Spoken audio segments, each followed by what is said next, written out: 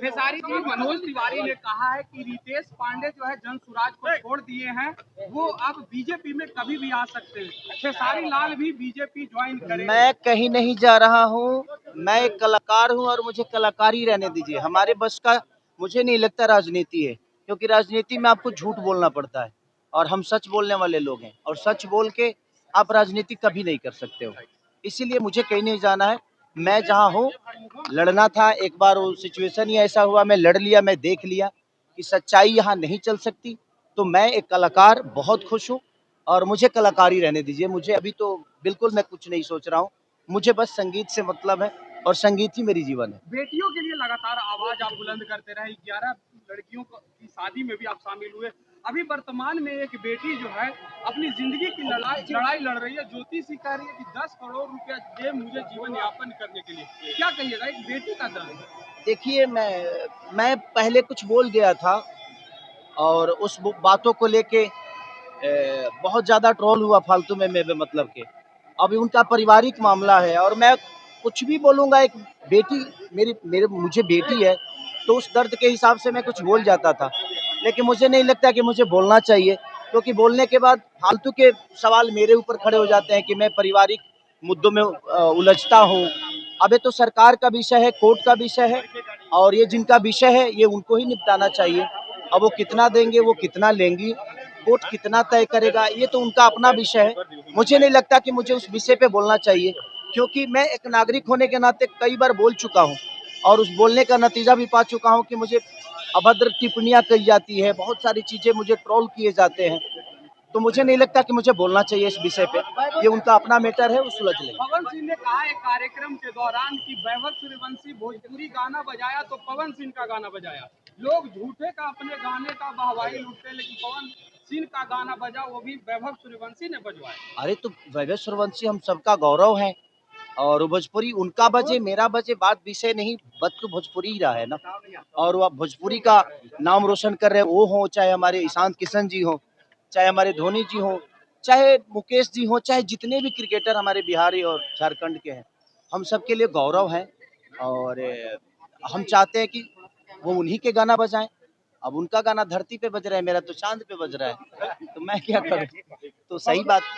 बंगाल में आप जाएंगे चुनाव प्रचार करने के लिए, जो बंगाल में चुनाव होने जा रहा है? अब देखिए, कोई बुलाएगा तो क्यों नहीं जाऊंगा। जिनसे अपना देखिए मेरा व्यक्तिगत जिससे संबंध होता है उसके लिए मैं हमेशा से जाता हूँ, चाहे वो बीजेपी में हो या वो आरजेडी में हो या किसी भी पार्टी में। पवन सिंह, आप जिस शादी विवाह समारोह में आप गए थे उसमें पवन सिंह नहीं पहुंचे। जब अंकुश राजा से सवाल किया गया तो उन्होंने कहा कि मैं क्या करूं, इनविटेशन तो उन्हें दिया था, लेकिन खेसारी लाल पहुंचे, शायद इस वजह नहीं से नहीं, चुनाव में शायद वादा किए थे, उन्होंने वादा किया था कि 11 नहीं 21 बेटियों का शादी होगा। पर ठीक है, हो सकता है कोई परिस्थिति हुई होगी, नहीं आए तो ये उनका विषय है, क्यों नहीं आए। बट मुझे उन्होंने इनविटेशन दिया तो मुझे लगा जी नहीं यार, मैं सक्षम हूँ, कम से कम उन बच्चियों को इतना साहस कर रहे हैं वो दोनों भाई मिलके, तो हम भी एक कलाकार होने के नाते मुझे भी लगा कि मुझे भी उन बहनों को अपने तरफ से जो भी गिफ्ट हो सकता है मैं दे सकता हूँ। तो मैंने प्रयास किया और मैंने कोशिश की, और ऐसे बेहतर काम के लिए हमेशा से हर आदमी को कोशिश करना चाहिए। तेज प्रताप यादव ने आपके लेकर के कहा कि हमेशा सितारा सितारा ही नहीं रहेगा, आए और कई गए। ठीक है, देखिए सबसे वो सही बोल रहे हैं, हर आदमी स्टार हमेशा नहीं रहता है। हर आदमी चाहे जो मैं आजीवन स्टार रहूं तो संभव है नहीं, उनका भी कहना सही है कि हमेशा खेसारी स्टार नहीं रहेंगे। आज है इनके जगह पे कोई पहले था, उसके बाद कोई आया, फिर मैं आया, मेरे बाद भी दुनिया है, ऐसा नहीं कि मेरे पे दुनिया आके खत्म होती है।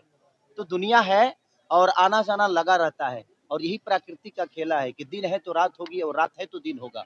अगर आज धूप है तो बरसात होगी, और बरसात खत्म होगा तो धूप भी होगा। एक आखिरी सवाल, अब बिहार में खुले में मीट मांस बिकना बंद हो गया है। देखिए, खुले में यहाँ कुछ भी खुले में बंद हो जाता है, लेकिन अंदर तो सब कुछ चलता ही है, तब उसके लिए क्या कहिएगा। ये कोई बड़ा विषय नहीं है, ये तो सरकार का विषय है कि भाई वो लोग क्या क्या बंद कराते हैं और क्या क्या चालू होता है, अब सबको पता है, तो ये सवाल ही नहीं है, क्योंकि खुला में तो हर चीज बंद है लेकिन अंदर तो सब कुछ चालू है। तो तो बंद करने का कोई मतलब बनता नहीं अभी है। एक पार्टी के नेता ने कहा कि शराबबंदी की समीक्षा होनी चाहिए, शराबबंदी को लेकर के। बिल्कुल जी, क्या सॉरी? अरे शराबबंदी को लेकर के मामले में जो लड़की मरी थी उसके परिवार वालों को धमकी मिल रही है। मुझे लगता है कि सरकार को, क्योंकि देखिए सच पूछे कि जहाँ जिस राज्य में बेटियां सुरक्षित नहीं है तो समझिए कि सरकार की लापरवाही पाई जाएगी। तो इसमें जो सरकार है उसे विचार जरूर करना चाहिए कि इसीलिए मैं कहता हूं कि हर घर में एक बेटी पैदा जरूर होनी चाहिए ताकि बेटियों की दर्द हम समझ पाए। मैं बेटियों पे इसलिए बेहतर बोल पाता हूं क्योंकि मेरे पास बेटी है और मैं उस बेटी को देखता हूं तो मुझे लगता है कि दुनिया के हर वो बेटी मेरी बेटी की तरह है। शराबबंदी की समीक्षा होनी चाहिए। क्या समीक्षा करिएगा सर? आज 10 साल से शराबबंदी है और कई बार समीक्षा करिएगा। जो सरकार ने बंद किया है सरकार उसी की है, तो सरकार अपनी समीक्षा कराएगी। आपको लगता है कि सरकार अपनी समीक्षा कराएगी? क्योंकि बंद भी उन्होंने किया है और लापरवाही भी उन्हीं की है।